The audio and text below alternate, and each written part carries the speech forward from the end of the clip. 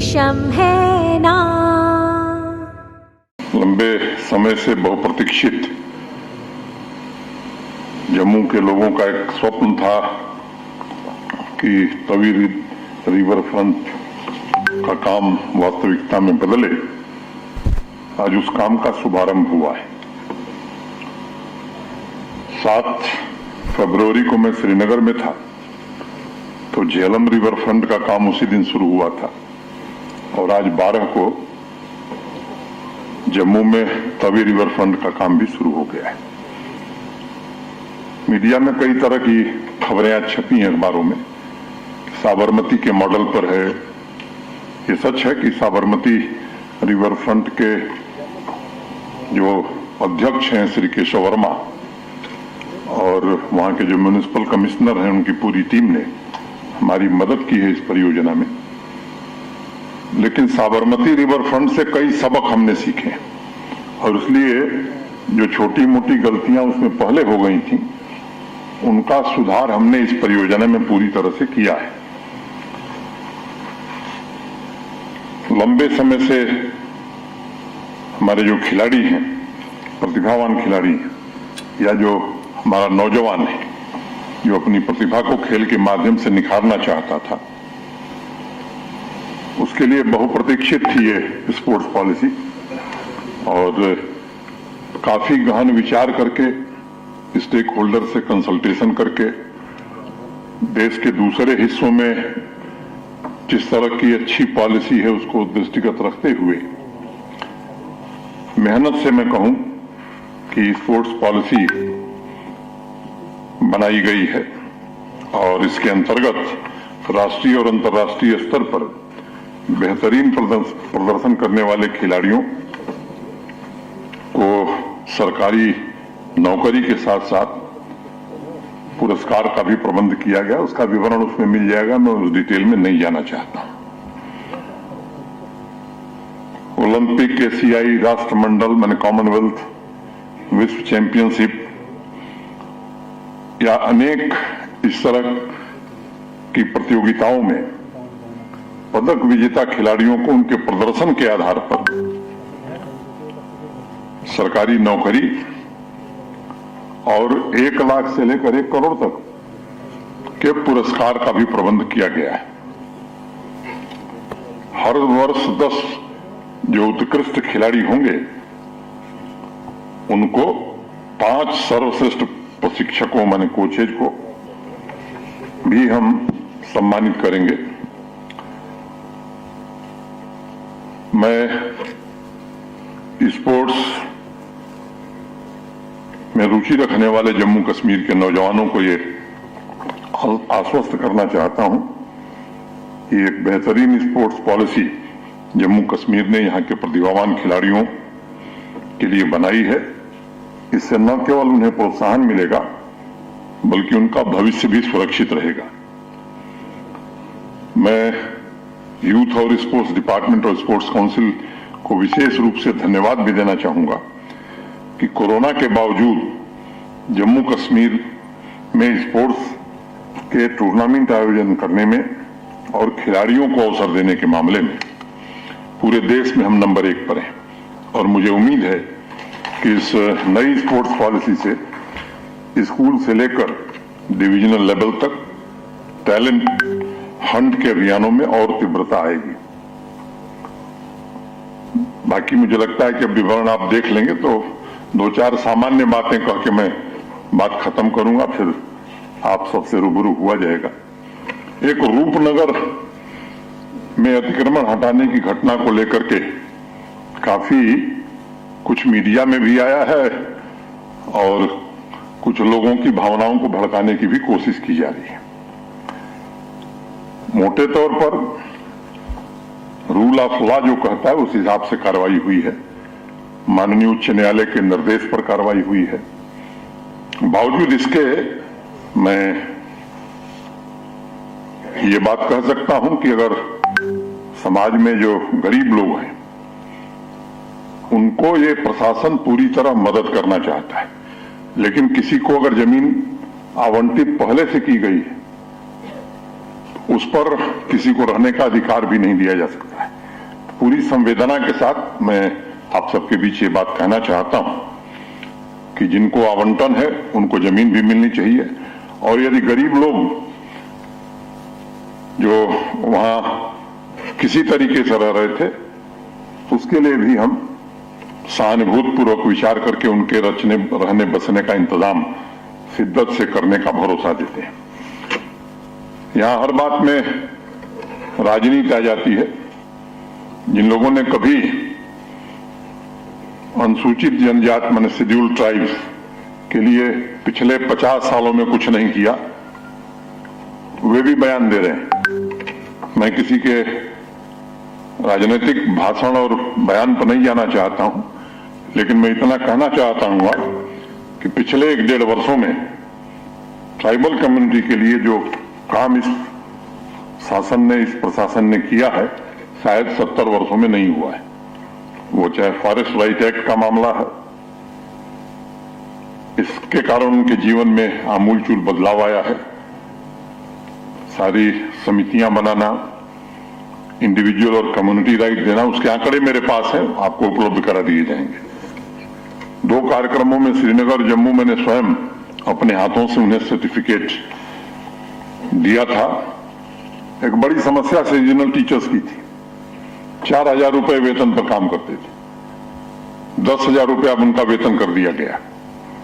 वहां के जो बच्चे हैं उनकी स्कॉलरशिप भारी संख्या में 28,000 से ज्यादा बच्चों को हम स्कॉलरशिप दे रहे हैं। 8 ट्रांजिट एकोमोडेशन के हॉस्टल शेड्यूल्ड ट्राइब बच्चों के लिए हमने बनाना शुरू किया है और आने वाले 6 महीने में पूरे हो जाएंगे। 100 स्मार्ट स्कूल प्रारंभ हो चुके हैं ट्राइबल बच्चों के लिए, और 100 और हम आने वाले दिनों में बनाने जा रहे हैं। 73 करोड़ की लागत से क्लस्टर ट्राइबल मॉडल विलेज का काम इस यूटी में पहली बार प्रारंभ हुआ है, और ट्राइबल युवाओं को हाई स्किल्स जॉब मिले, इसके लिए ट्रेनिंग का काम 500 युवाओं को हम ट्रेनिंग दे चुके हैं, और 500 नए युवा ट्रेन करने की सूची हमारी अंतिम स्थिति में है। 60 गांव में ट्राइबल इंफ्रास्ट्रक्चर को मजबूत बनाने के लिए काफी धन हमारे प्रशासन ने दिया है। जम्मू और राजौरी, जम्मू डिवीजन में 2 स्थानों पर ट्राइबल म्यूजियम बनाए जा रहे हैं। अनेक सूची है मेरे पास, अगर मैं चाहूं तो शायद 2-3 घंटा केवल ट्राइबल डिपार्टमेंट क्या कर रहा है इस पर मैं बोल सकता हूं, लेकिन मैं आपके माध्यम से कहना चाहता हूं कि किसी को भी गुमराह होने की जरूरत नहीं है। यहां के हर व्यक्ति की, और खासतौर से हर गरीब की, हर जरूरतमंद की चिंता करने के लिए जम्मू कश्मीर प्रशासन पूरी शिद्दत, संवेदना के साथ पूरी तरह प्रतिबद्ध है। हम जो कहेंगे उतना जरूर करेंगे, ये मैं कहना चाहता हूं। अभी हमारे 2 जवान जो अरुणाचल के अवलांच में शहीद हो गए थे, देश के 7 जवान शहीद हुए थे, अभी उनका शव आया है। एयरपोर्ट से वो गांव की ओर, अपने घरों की ओर रवाना हुए हैं। मैं अपनी ओर से, आप सबकी ओर से उनकी पुण्य स्मृति को प्रणाम करता हूं, श्रद्धांजलि देता हूं। अब तक जो कानून था, जम्मू कश्मीर का रहने वाला कोई सेना का जवान अगर शहीद होता था दूसरे प्रदेश में तो 4 लाख रुपए की सहायता दी जाती थी। यहां 5 लाख रुपए की अगर यहां होता था।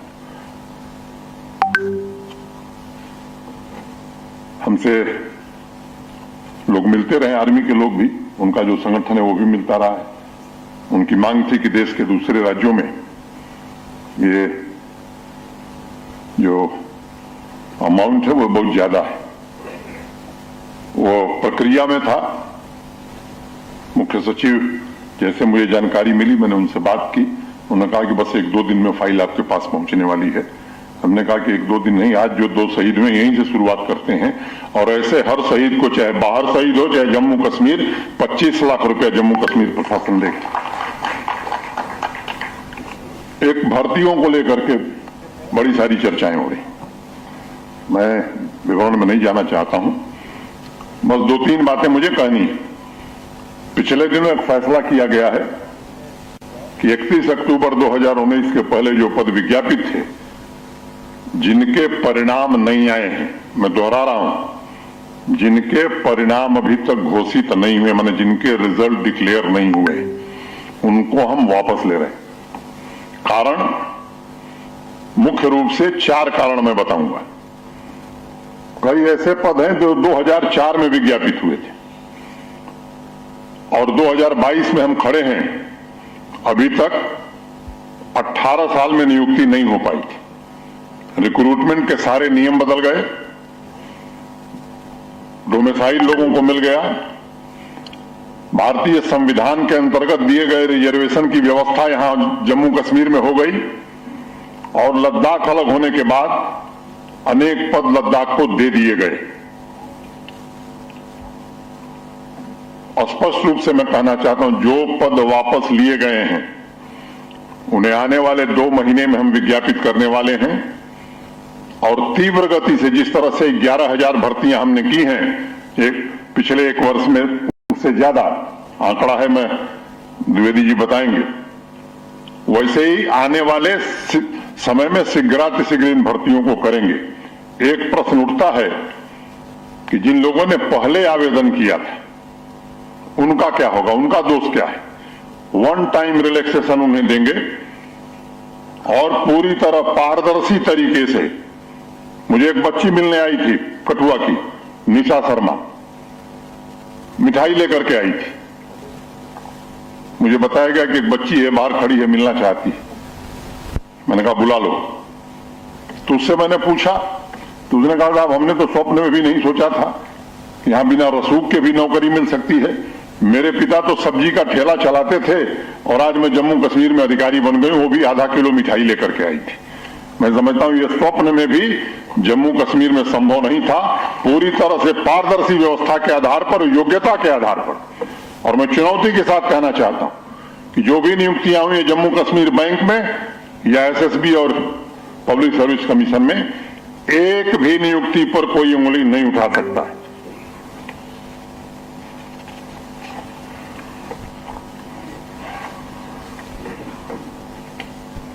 एक चतुर्थ श्रेणी के पद हमने विज्ञापित किए थे।